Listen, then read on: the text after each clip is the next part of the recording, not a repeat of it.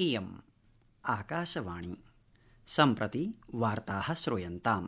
प्रवाचको युवराज भट्टराई।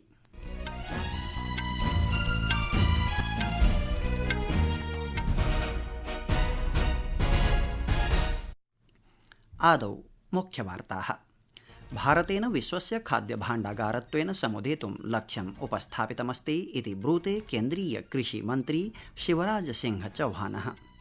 विदेशविषयाणां संसदीय स्थायी समितेः उपवेशनं सम्प्रति प्रचलति, यत्र विदेश सचिवः विक्रम मिस्री समित्यै भारत पाकिस्तानयोर्मध्ये सञ्जात सैन्याभियानस्य अनन्तरं साम्प्रतिक वैदेशिक नीति विषये विवरणानि प्रयच्छति। रोमानिया देशे यूरोपीय संघ समर्थकेन प्रत्याशिना मध्यमार्गिणा निकुसोर डैन इत्यमुना राष्ट्रपतिपदस्य निर्वाचने जॉर्ज सिमियन इत्याख्यं प्रतिद्वन्द्विनं पराभूय विजयोऽधिगतः। बलूचिस्ताने कार बम विस्फोटे न्यूनातिन्यूनाः 4 जनाः पञ्चतां प्राप्ताः सूच्यन्ते। अपि च IPL क्रिकेट क्रीडा स्पर्धायां लखनऊ सुपर जायंट्स दलेन अद्य सायं लखनऊ नगरे सनराइजर्स हैदराबाद दलस्य साम्मुख्यम् अस्ति विधेयम्। एतद्धि महत्वपूर्णं द्वन्द्वं मान्यते। अथ वार्ताः विस्तरेण। केन्द्रीय कृषि मन्त्री शिवराज सिंह चौहानः प्रावोचत् यत् अस्य मासस्य 29 समस्ते देशे विकसित कृषि संकल्प अभियानम् आरप्स्यते। अभियानमेतत् जून 12 यावत् चलिष्यति। एतस्य अभियानस्य उद्देश्यः कृषकेषु आधुनिक प्रौद्योगिकीनां नवीन बीजानां च प्रकाराणां विषये जागरूकता समुत्पादनं वर्तते। अद्य नवदिल्ल्याम् एकस्मिन् वार्ताहर सम्मेलने वार्ताहरान् सम्बोधयन् श्री चौहानः प्रत्यपादयत् यत् एतद् अभियानं समस्त देशस्य 63,700 जनपदेषु चलिष्यति। अथ चैतद् अभियानं प्रायः 1.5 कोटिमितान् कृषकान् यावत् प्राप्स्यति।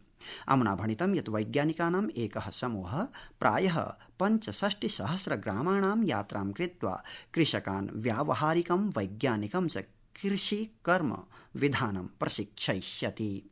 इस अभियान में हम 2170 टीमें बना रहे हैं वैज्ञानिकों की। इसमें कम से कम 4 साइंटिस्ट एक टीम में होंगे। इन वैज्ञानिकों के साथ जोड़ेंगे हम यूनिवर्सिटीज को, कॉलेजेस को, राज्य सरकार के अमले को, केंद्र की पूरे कृषि विभाग की टीम को, प्रगतिशील किसानों को, FPOs को। और ये टीम एक जिले में 3 टीमें जाएगी। तीनों टीम का क्षेत्र बटा रहेगा, कितने गाँव में जाएगी। हर एक टीम जिस एक गाँव में जाएगी वहाँ 5 से लेकर 10 गाँव के किसान वहाँ आएंगे। एक कार्यक्रम सवेरे करेगी, एक कार्यक्रम शाम को करेगी। दोपहर के भोजन के समय भी किसानों से कहीं संवाद हो सकता है। श्री चौहानः न्यगदत् यत् कृषिः भारतीय अर्थव्यवस्थायाः मूलस्तम्भः वर्तते, यद्धि भारतस्य प्रायः अर्धजनसङ्ख्यायै आजीविकामपि प्रददाति, देशस्य खाद्यसुरक्षायाः आधारोऽपि भवति। अनेन प्रोक्तं यत् प्रधानमन्त्रिणः श्री नरेन्द्रमोदिनः नेतृत्वे विकसित भारतस्य निर्माणार्थम् एकं परिवर्तनकरम् अभियानं प्रचाल्यते। एतस्य अभियानस्य अन्तर्गतम् उत वा अभियानस्य केन्द्रे विकसित कृषिः समृद्ध कृषकाः इति लक्ष्यमस्ति।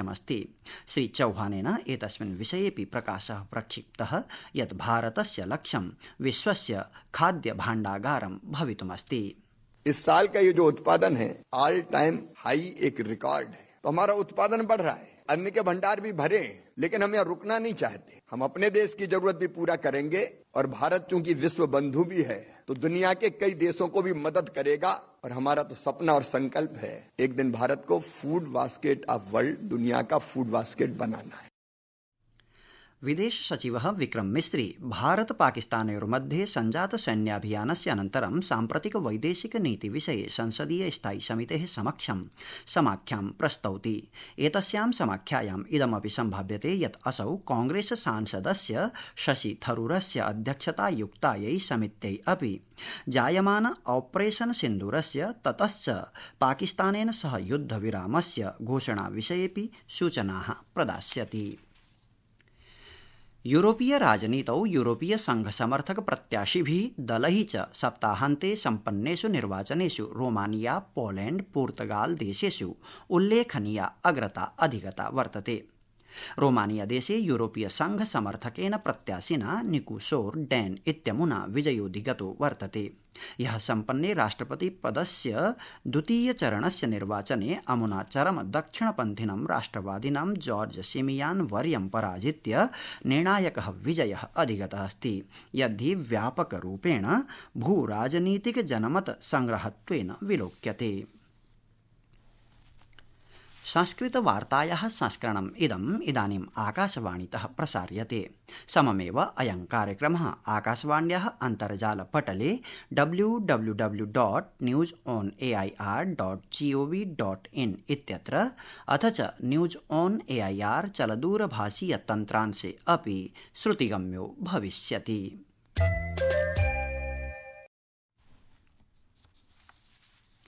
बलूचिस्ताने कार बम विस्फोटे न्यूनातिन्यूनाः 4 जनाः पञ्चतां प्राप्ताः सूच्यन्ते। 20 च व्रणीभूताः सूच्यन्ते। पाकिस्तानस्य बलूचिस्तान क्षेत्रस्य सीमावर्ती स्थाने किला अब्दुल्ला इत्याख्यस्य गुलिस्तान क्षेत्रे एषः विस्फोटः दुरापन्नः आसीत्। प्रतिपाद्यते यत् एषः विस्फोटः गुलिस्तान नगरे क्वेटा चमन राष्ट्रिय राजमार्गस्थिते जब्बाराख्ये व्यापारिकापणे दुरापन्नः आसीत्, यद्धि पाकिस्तानस्य फ्रंटियर कॉर्प्स इत्यस्य दुर्गेण समं संलग्नमस्ति। भीषण विस्फोटेन क्षेत्रस्य नैकानि आपणानि वाहनानि चापि विनष्टीकृतानि सन्ति। सहैव दुर्गस्य भित्तिका चापि भृशं क्षतिग्रस्ता वर्तते। स्थानीयजनैः प्रतिपाद्यते यत् नगरे भूरि आपणेषु विस्फोटककारणेन अग्निकाण्डमपि दुरापन्नमासीत्। ध्येयमस्ति यत् प्रतिबन्धित आतंकि गुल्मेन तहरीक ए तालिबान पाकिस्तान TTP इत्यनेन अस्य विस्फोटस्य उत्तरदायित्वम् अङ्गीकृतमस्ति। नीदरलैंड, डेनमार्क, जर्मनी चेति त्रयाणां देशानां यात्राप्रसंगे निरतः विदेशमन्त्री डॉक्टर S जयशंकरः नीदरलैंडस्य हेग मध्ये रणनीतिक विशेषज्ञैः सह उपवेशनम् अकरोत्। तदनु अमुना भणितं यत् विशेषज्ञैः सह परस्परं विचाराणां विनिमयम् अमुना कृतमिति। विदेश मन्त्रालयेन ह्यः 6 दिवसीय यात्रायाः कार्यक्रमस्य एतद्विषये घोषणा विहिता आसीत्। यात्रायाः अवसरे विदेशमन्त्री देशत्रयस्यापि नेतृभिः साकं मेलिष्यति। असौ श्रूय समकक्ष मन्त्रिभिः समं द्विपक्षीय सम्बन्धानां परस्परहितानां क्षेत्रीयाणां वैश्विकानां च विषयाणां सम्पूर्ण प्रकल्पेषु चापि चर्चा करिष्यति। सर्वकारीय मार्केट प्लेस इत्याख्यम् आभासीयापण केन्द्रं विश्वस्य बृहत्तम कुशल सार्वजनिक क्रय माध्यमेषु एकतमत्वेन समुदितमस्ति, येन प्राप्ति विषये आपणिक सामर्थ्ये च नूतनानि मानकानि स्थापितानि सन्ति। GEM इत्यस्य मुख्य कार्यकारी अधिकारी मिहिर कुमारः GEM इत्यस्य 8म स्थापना दिवसस्य अवसरे नवदिल्ल्याम् एकं वार्ताहर सम्मेलनं सम्बोधयन् एतत् सर्वं प्रत्यपादयत्। श्रीकुमारः प्रावोचत् यत् GEM इत्यनेन 10 लक्षाधिकाः सूक्ष्म लघु मध्यमोद्यमान्, लक्षाधिकान् कर्मकरान्, शिल्पकारान्, तन्तुवायान्, महिला उद्यमी जनान् च स्टार्टअप प्रकल्पत्वेन संयोजिताः सन्ति। भारतीय ऋतुविज्ञान विभागेन आगामी 5 दिनानि यावत् केरल, कर्णाटक, गोवा, महाराष्ट्रेषु अतिवृष्टेरनुमानं कृतमस्ति। अथ च अग्रिमेषु 5-6 दिनेषु पूर्वोत्तर भारते हिमालयक्षेत्रेषु बंगाल सिक्किमयोश्चापि मेघगर्जनेन तडित्स्फुरणेन च सह अतिवृष्टेः सम्भावना अभिव्यक्तास्ति। अद्य आरभ्य एतस्य मासस्य 22 दिनाङ्कं यावत् पश्चिम राजस्थाने प्रचण्ड निदाघलहरीणां सम्भावना वर्तते। अथ च ओडिशायाम् अपि प्रचण्ड घर्ममयस्य वातावरणस्य सम्भावना वर्तते। भारत पाकिस्तान देशयोर्मध्ये जायमानस्य सैन्यापीडस्य अनन्तरं भारतीय क्रिकेट परिषदा एशियाई क्रिकेट परिषदः द्वयोः प्रमुख स्पर्धयोः भागग्रहणात् पृथक् वर्तनस्य निर्णयः कृतः। एषा स्पर्धाद्वयी च वर्तते महिला इमर्जिंग टीम इत्याख्या एशिया चषकीया स्पर्धा, पुरुषवर्गीया एशिया चषकीया स्पर्धा चेति।